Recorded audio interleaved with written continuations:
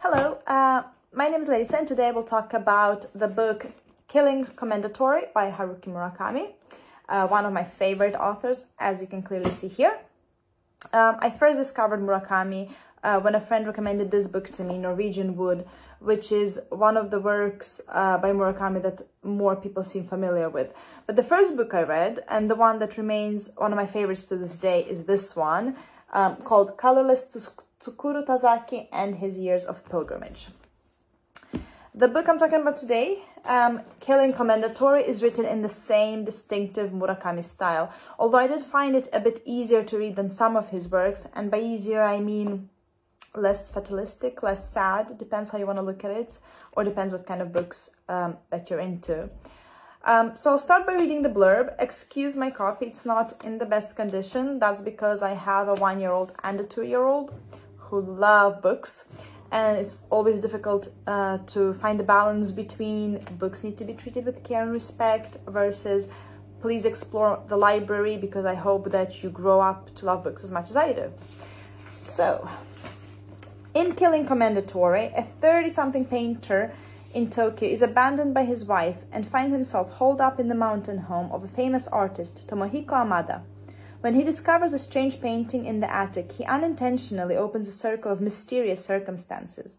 To close it, he must complete a journey that involves a mysterious ringing bell, a 2-foot-high physical manifestation of an idea, a dapper businessman who lives across the valley, a precocious 13-year-old girl, a Nazi assassination attempt during World War II in Vienna, a pit in the wood behind the artist's home, and an underworld haunted by double metaphors. So, in case you haven't read a work by Murakami before, you might be a little bit surprised that the blurb made absolutely no sense at all.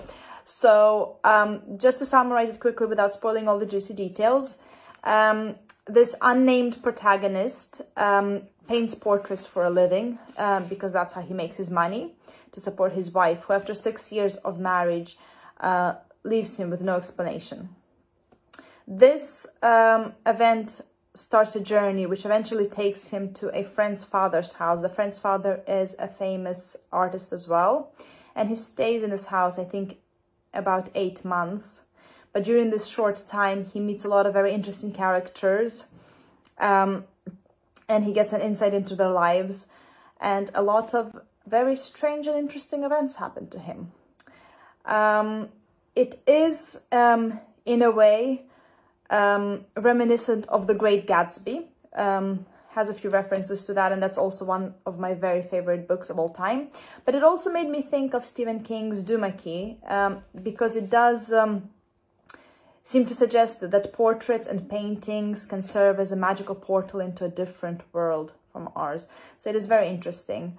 And I know it sounds a little bit like a fantasy book now, but it's very interesting in that sense because it also deals with a lot of very mundane, day-to-day, everyday life kind of things. The whole book is actually filled with contradictions like that, which makes it really interesting.